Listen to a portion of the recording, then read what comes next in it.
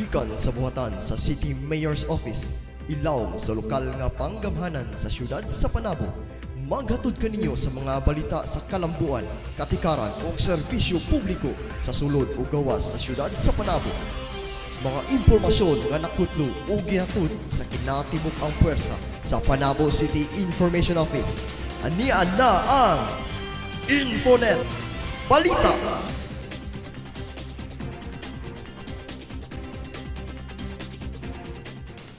Mainitong pagtimbaya alang sa itong mga higala ug mga ka-Infonet. Ako, si Eric Etis sa Panabo City Information Office ug kuyog ang mga information networkers among ihatod ang mga balita. Ug sa atong mga ka-Infonet, kini ang The Infonet Balita 13th Araw ng Panabo Special Coverage Part 2. Uluhang Tudling. Mga maanyag sa syudad nag-indigay atol sa Binibining Panabo 2014. Fun Run atol sa Araw ng Panabo. 1,000 ang misalmot. Mga taga Panabo, gitagaan og pasidungog.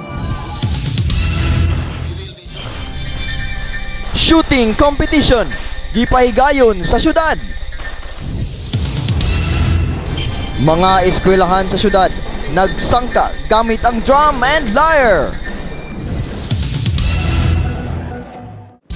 Ug musical fireworks display o concert sa mga artista nagpahugyaw sa Araw ng Panabo. Atangi ug ang uban pang mga report sa Infonet Balita. Kita nagsibya sa City Information Office nga nahimutang sa sentro sa lokal nga panggamhanan sa syudad sa Panabo, ang Panabo City Hall sa sulod sa probinsya sa Davao del Norte. Ug aniana ang mga balita. Fun Run atol sa ika-13 nga Araw ng Panabo. Kapin libo nga mga runners ang misalmot. Aniya ang akong report. Ready, set, go! 1,000 ka mga runners gikan sa Panabo ug sa mga silingang syudad ang mistalmot sa Gawad Kalinga Home Run 2. Sa pagkakaroon, aduna nay 1 ka mini fun run ug 3 ka major running events ang naorganisa sa Panabo Runners Club diri sa syudad sa Panabo.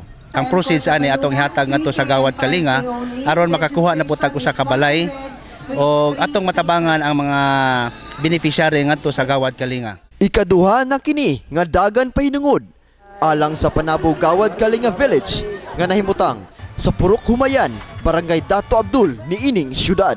Ako kog pasalamat no sa maong gihimong panran tungod kay dako sa ikatabang sa Gawad Kalinga, labi na sa maabot pang ang balay nga dapat na pagpahimuon, labi na sa mga naglumilihok na ini no, lahat Vice Mayor, Mayor Silbusa, uban po mga partisipante. Bisan o sa kini ka fun run, adunay mga competitive runner nga misalmot ug nangandam aron makuha ang premyo niini. Nagpasalamat ko na karon panahon na ni daog ko sa 4K og nakatabang kaning kwartaha sa kuha. Hard training og ampo lang kagad. Ang preparasyon para sa akong hard training o para sa proper nutrition. Sir, kumusta man ang pag-organize sa atong kuan? Okay kayong organize sa panran karon sir kay tama-tama po daghay nang nagan, daghay nagpanran, daghay nang apil. Third placer sa 8-kilometer women's category mao si Heidi Sulamin, taga Panabo. Matud niya nga dako og tabang ang sports nga running aron mapugngan ang pagbalik sa iyang mga balatian. I just started last year, March, and from that time until now, wala na gyud po ko kaluoy sa Ginoo, wala na ko na ospital. Tungod sa iyang pagkahilig sa running, nahimo siyang long distance runner ug pipila na ka mga ultramarathon event sa mga nagkalain-laing parte sa nasud ang iyang napilan. I just finished the 50K last March 8 in Cebu, all women's ultramarathon. Then last March 15, the 80K in Davao, the TDR. So by next week na pod, I have 80K in Mount Mayon. Kauban si Cameraman Genesis Catalunya, kini si Eric Etis alang sa Infonet Balita. Indigay sa mga beauty and brains sa mga dalaga sa Panabo, gidugok sa katawhan.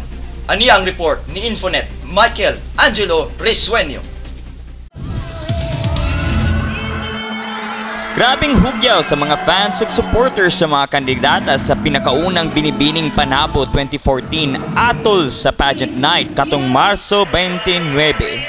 Sa maong indigay sa Beauty and Brains, nasudon ang kaanyag ug talento sa mga dalaga nga taga Panabo.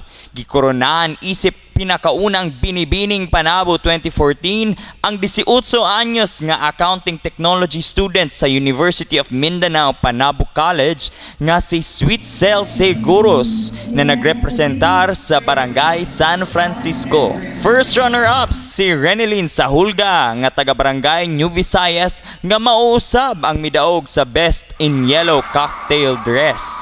Second runner-up sad si Meryl Joyce Sepe nga taga Barangay New Visayas ug nakaangkon sa award nga Best in Long Gown.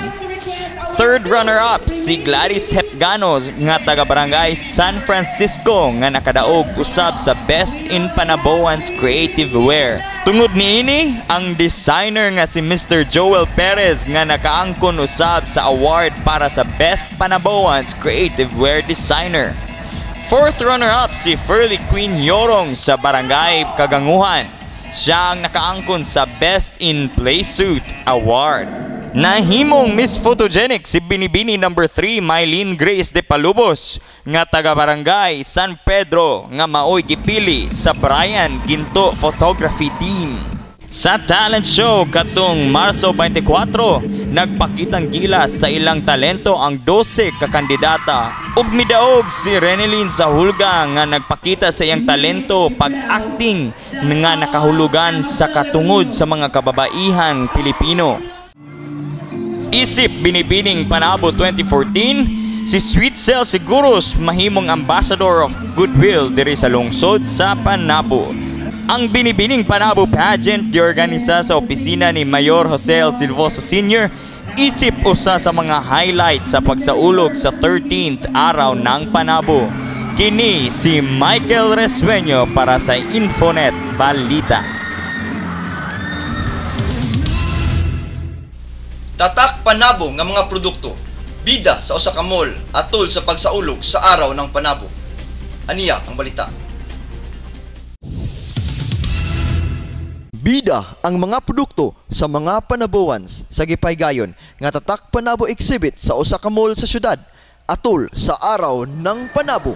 Tatak Panabo in mall no ang tawag nato sa iyaha. We have 9 producers no nga nag-display na atay food products and non-food products. Ang atong food naatay durian tarts. Ang Tatak Panabo Marketing Fair usa ka bazaar type enterprise nga naga-exhibit og mga dekalidad nga mga produkto nga binuhat sa mga taga Panabo. Usa kini ka programa sa City Economic Enterprise Management and Development Office ug sa Tourism Investment Promotion Section sa lokal nga panggamhanan niining syudad. Nay mga souvenir items, nay Nike holder, nay mga bracelet, nay mga tokens, and then daghan pa napoy mga food, and then t-shirts. Usually ang mga crafted siya or recreational nga klase sa design na related so sa art, and then related gyapon sa nature. Napoy banana chips, lain-lain klase nga flavor.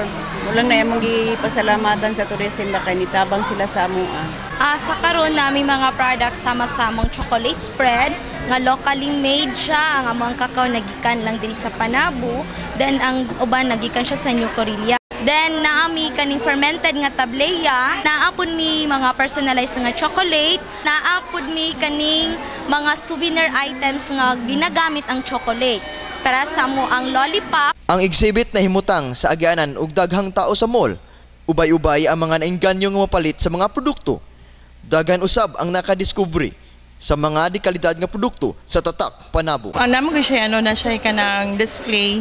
So murag gwapo siguro na ato ang tan-awon kung unsa gyud naa sa Tatak Panabo na display. Ang free taste pud niya lami gyud siya. So nainganyo ka. Nainganyo gyud ko nga mapalit. So karon okay ba yung experience sa product na to diri sa Panabo local product? Syempre proud Panaboan. Kauban si cameraman Genesis Catalunya, kini si Eric Etis alang sa Infonet Balita. Mga kapitan sa kabaranggayan, nagkatapok og nagpasundayag atol sa araw ng panabo. Aniya ang akong report.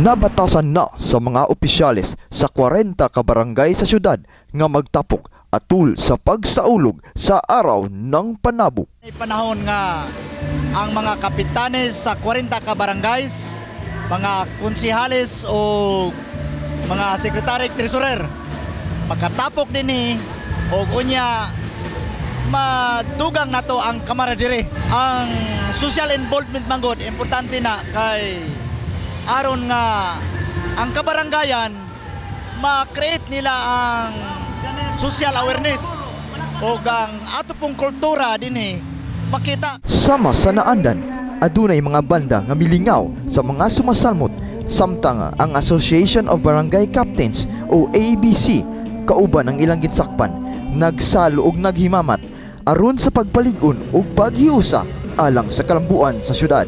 Kausa lang sa katuig nga diin managtapok ang mga barangay officials sa tibuok Panabo. Siyempre, importante jud kaayo nga attention mi ana. Kung sa ang mga activities karon, amo gyud pag-aapilan isip barangay captain. Ang ABC Night karon adunay kalahian sa mga minglabay nga panagtigom ang mga kapitan ug opisyales sa barangay. Adunay indigay sa modeling. Kami tanan karon amo ipakita nga kami kunuhay cowboy nga niining siyudad sa Panabo. Amo ipakita usab nga aduna sa kami mga talento, aduna sa kami hugpong nga kabasihan sa ubang mga siyudad o lungsod dinhi sa atong Pilipinas. Dugang paniana ang matag barangay aduna sila ipasundayag nga mga talents nga sila dili lamang maayo sa leadership apan aduna sab sila abilidad. Eric Etis alang sa Infonet Balita. Sayron nato ang mga nagkadaiyang sports activities atol sa 13th araw ng panabo sa mga balita ni Infonet, June Heraldo. Nagkarira palibot sa kadalanan sa Panabo City Hall ang mga rider sa circuit racing competition, mga modified na motorsiklo ang gamit sa mga rider. Busa kusog na kayo kining managan. Daghan usab ang nananaw sa maong karira. Wa paulahi sa dulang football ang Panabo City. Busa gihimo na kining kabahin sa mga ball game sa ika-13 nga araw ng Panabo Celebration. Gisalmutan sa mga high school student nga gikan sa nakadayang tulunghaan sa Panabo ang maong padula. Gawa sa football, daghanan pa usab nga padula sa 13th araw ng Panabo nga sama sa sipak takraw, dama og chess, softball, archery, basketball ug badminton. June Heraldo para sa Infonet Balita. Mga professional boxers nagsangka atol sa knockout boxing event niining syudad. Dugang detalye ihatod ni Randy Lumbin. Todo cheer ang mga mahiligon sa boxing sa mga kulbahin ng mga panagsangka sa knockout boxing event nga usa sa mga kalihukan sa ika-13 nga araw ng Panabo. Yeah, we have invited boxers from Manila, from Islig, from all over Mindanao, no? O Visayas and Luzon. Gikan pa sa landaing parte sa nasod ang mga professional fighters ug tataw gayud ang di kalibreng panagkambyohay og kumo ug mahagdik na estratehiya sa kumbate dito sa Panabo Gym niining syudad. Kinigi pasagdaan sa atong landong mayor Atty. Cecil Bosa para nga maengganyo pod ang mga kabataan, no? Kay part of the program of Iwas Droga, where ang mga kabataan gusto nato nga ma-encourage sila nga to indulge in boxing. Nato mga out of school youth kay para nga dili atong mga ato sila mga bisyo unsa din na.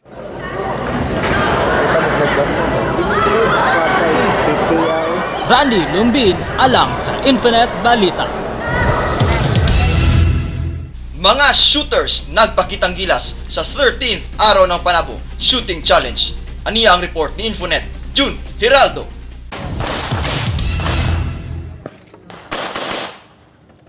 Nagtigi ang gatusan ka mga gun enthusiasts nga gikan sa nakadayang dapit sa Mindanao atol sa first 5-11 Shooting Challenge nga gipahigayon sa Panabo Shooting Range. Sa maong kompetisyon, nagkakitaay og nagkahimamat ang mga shooters nga gikan sa nakadayang dapit.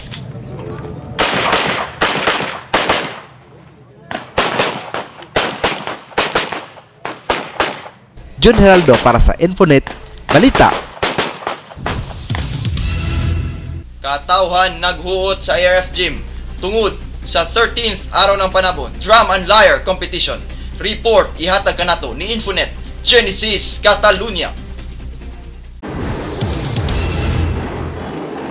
Nagtigi ang 7 ka mga tulunghaan sa Drum and Lyre Competition atol sa pagsaulog sa 13th araw ng Panabo. At least man lang, ang mga katawan sa siyudad sa Panabo, adunay kalingawan nga matanaw. Ang mga estudyante iyahayo pagpakita sa kahanas ug diskarte sa paggamit sa ilang mga instrumento.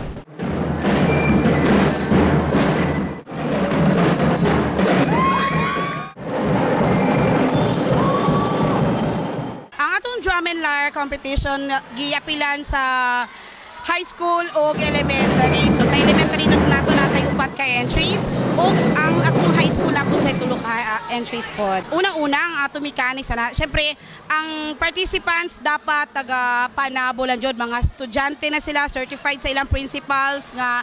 Ang kainit sa panahon, gitubag usab og kainit sa performance ug nagkadaiyang gimmick nga nagpabilip sa katawhan nga naghuot sa ARF Gym.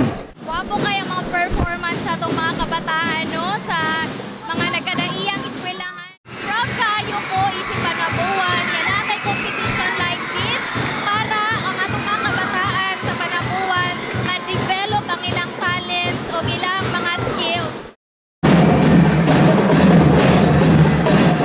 Genesis Catalunya alang sa Infonet Balita.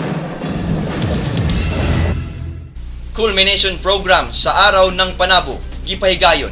Mga managlahing sektor, Miss Salmot, Sayrunta ang report. Sayo pa lang sa buntag sa Marso 31, napuno na ang Crossing Gamaw, Barangay San Francisco, tuol sa National Highway sa mga sumasalmot alang sa motorcade sa 13th araw ng Panabo Culmination Program. Ang maong motorcade gisalmutan sa mga nagkadaiyang publiko ug pribadong sektor sa syudad, agi og pagsuporta ug pakigduyog sa pagsaulog sa kasumaran sa pagkasyudad sa Panabo, pinaagi sa paglagda sa Republic Act 9015 ni kanhing Presidente Gloria Macapagal Arroyo ni adtong tuig 2001. Pagkahuman sa motorcade, nakatapok ang tanan sa Panabo Gym alang sa Culmination Program. Diin, gipasundayag ang mga talento sa mga taga Panabo sama sa mga local performers gikan sa East Asian College o Koray Dance and Art Studio. Dili kinato kayan alimtan na pagpadayon sa pag-abo, pagpadayon sa pagpagalian sa ipagkaitas. O dili sa nato kalimtan ang gitawag programa sa ituhan nato na makapaligon, makapadasi, makahatag ang dako at orsaban sa atong syudad. Dungag pa sa mayor nga kinahanglan dasigon ang katawhan sa paghatag og atensyon sa pamilya o paghatag og edukasyon sa ilang mga bata. Kinahanglan na ato dasigon ang atong mga katawan sa Panabo, labi na itong mga bagong ninyo na dili kita nagkalimtan ang paghatag ng atensyon sa ilang pamilya, hatag ng edukasyon sa ilang mga kabataan. Ang keynote speech ni kanhing Congressman Antonio Tony Boy Florendo Jr. nga kasamtang ang chairman sa Anflo Group of Companies gipaabot pinagi sa iyang pag-umangkon nga si Ricardo Florendo Lagdameo. Today's celebration is also a reminder of the people whose hard work laid the foundations of a booming city that we are enjoying today. It is only half that we recognize them and from there put forward our own initiative to contribute to a more viable Panabo City. Highlight sa programa mao ang paghatag og pasidungog sa 5 most outstanding high school graduating students ug ang 2014 Outstanding Panaboans. Kauban si cameraman Genesis Catalunya, kini si Eric Etis alang sa Infonet Balita. Mga taga Panabo, gitagaan og pasidungog atol sa 13th araw ng Panabo Culmination Program. Sayron ta ang mga detalye. Isa sa mga highlight sa 13th araw ng Panabo Culmination Program mao ang paghatag og pag-ila sa mga lumulupyo ug mga taong nagagikan sa syudad. Usa niini ang 5 most outstanding high school graduating students. Kini usa ka programa nga nagahatag og recognition sa mga graduating students sa high school sa Panabo City, private o public, aron matagaan sila og incentive sa ilang mga maayong performances sa academics, sa leadership, sa sports, ug sa ubang pang fields. Ang katuyuan ani is to encourage our students, particularly Panaboans, to excel. Kay wala ngay maka-substitute sa excellence. Aron nga ma-encourage ang mga batanon nato nga mag-eskwela gyud maayo. Ang mga awardees mao sila Lovebeth Jessica Faupit sa Southern Davao National High School, Shireen K. Buta sa Panabo SDA Learning Center, Maria Rosana Cruz sa San Vicente National High School, Angela Joy Tagaro sa Merinol High School of Panabo, ug Don Aguadera sa San Vicente National High School. Ug atul sa culmination program, personal nga gihatag ni Panabo City Mayor Jose Silvosa Sr. ang plake o replika sa Panabo City Peace Monument sa mga awardee sa 2014 Outstanding Panaboan. This is an annual recognition na ginahatag nato sa mga Panaboans diri sa Panabo to recognize achievement of Panaboans, and at the same time para po ang purpose po is to inspire other Panaboans, especially ang younger generation, to achieve what these outstanding Panaboans have achieved. Sa Category 2, tulo ang natagan og pag-ila karong tuiga.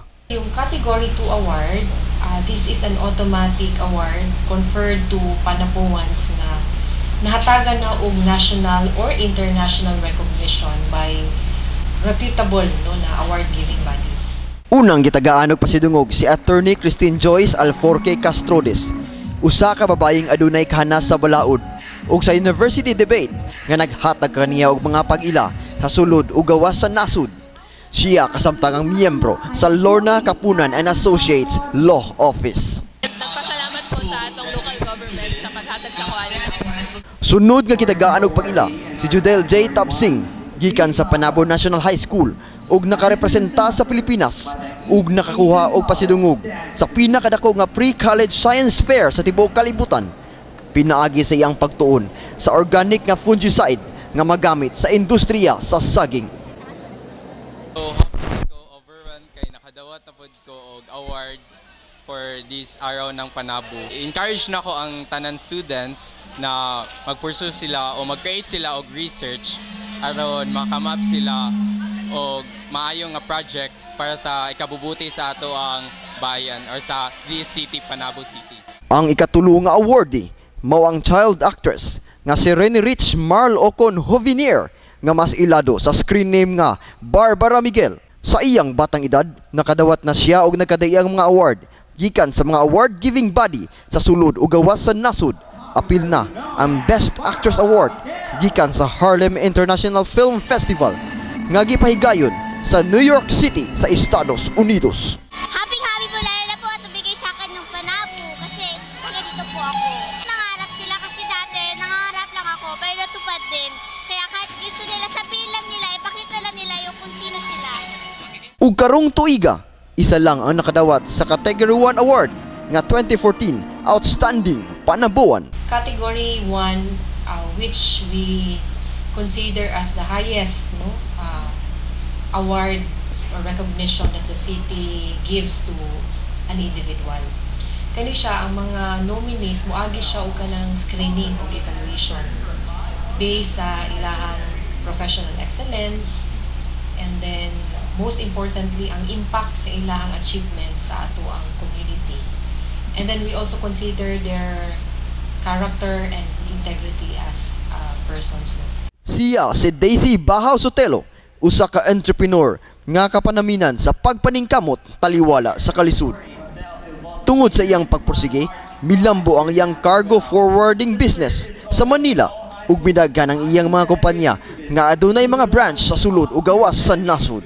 Actually, dapat na ako i-conference karon sa America, but then gi-cancel jud na ako kay di jud ko makatuo nga nakuha na ako ang most outstanding Panaboans. Very amazing, happy kaayo ko. Isip pasalamat sa iyang mga grasya nga nadawat, mapadayunon ang pagtabang niya sa iyang mga alaot nga mga kababayan. Pipila na ka mga proyekto ang iyang nahatag ug ihatag pa alang sa mga taga-Panabo ug dako kini nga tabang labi na sa iyang gikanan nga barangay sa Quezon. Siya nagtuo sa prinsipyo nga pag-amuma sa grasya nga gikan sa kinahitasan ug ang pagpaambit niini sa uban. Yes, isa ko ka sample ato. Attitude lang. Attitude og positive. Be positive in life na kaya nimo, kaya jud nimo. Kauban si cameraman Genesis Catalunya, kini si Eric Etis alang sa Infonet Balita. Fireworks display o concert sa mga artistang kapuso mipahugyaw sa ulahing gabi sa araw ng Panabo. Aniya ang akong report. Marso 31 sa ulahing gabi sa pagsaulog sa ika-13 nga araw ng Panabo, wala gihapon ni undang ang paglipay o pagmaya sa mga taga-Panabo. Sa Panabo City Hall ground, nagpakitang gilas ang mga fire dancers.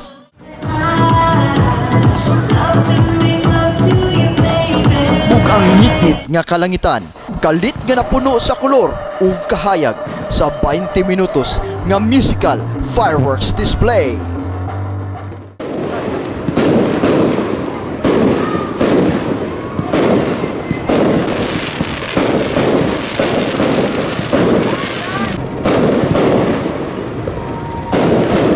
Atong gisilibrar ang atong pagkahimong syudad. Karong gabiyon na, karong adlaw, niabot na ta sa ikatuig sa pagsilibrar sa atong araw ng Panabo.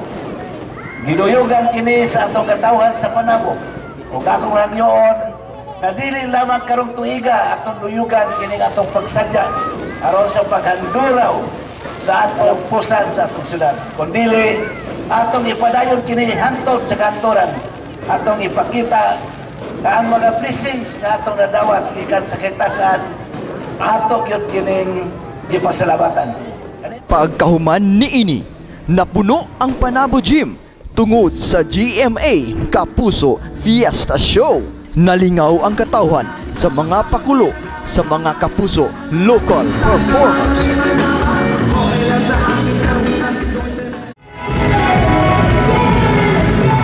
Dakong garbo sa Panabo nga personal nga masaksihan ang talento sa Child Star ug Outstanding Panaboan Category 2 awardee nga si Barbara Miguel. Happy 13th araw ng Panabo! Daghang salamat na fellow Panaboan at thank you dahil binigyan niyo ako ng recognition at meron ako na akong award na isa sa Outstanding Panaboan. Thank you po! Ang crowd dakog kalipay sa performance sa mga kapuso stars nga sila Gladys Guevara ug Glyza De Castro. Maligayang ika-13 araw, Panabo. Todo cheer ang mga manananaw ug nakilig labi na ang mga kababaihan sa paggawas sa mga kapuso actor nga sila Tom Rodriguez ug Dennis Trillo.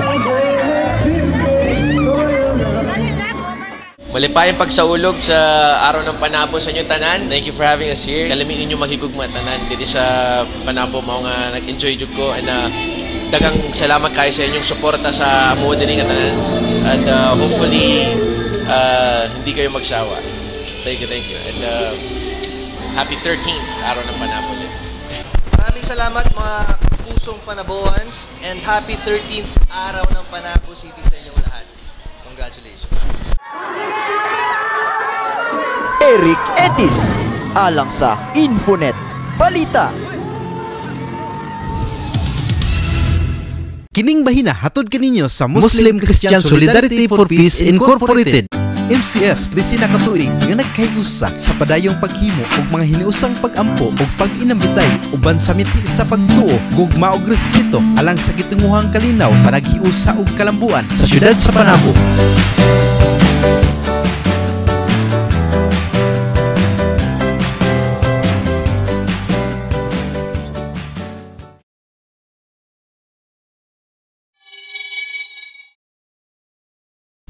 Ug karon sa atong mahinungdanong pulong.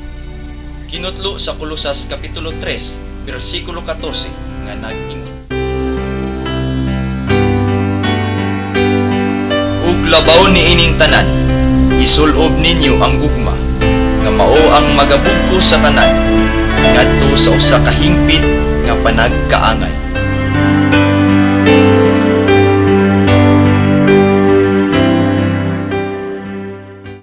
Mao kadto ang mga balita karong adlaw, kauban ang kinatibuk-ang puwersa sa Panabo City Information Office sa pagpangulo ni Narciso Hadraque. Kini si Eric Etis. Daghang salamat sa inyong pakiguban. Kini ang The Infonet Balita 13th Araw ng Panabo Special Coverage. Atong hinumduman nga ang impormasyon o kahibalo kinahanglang gamiton sa pagtabang sa isig katawo. God bless Panabo.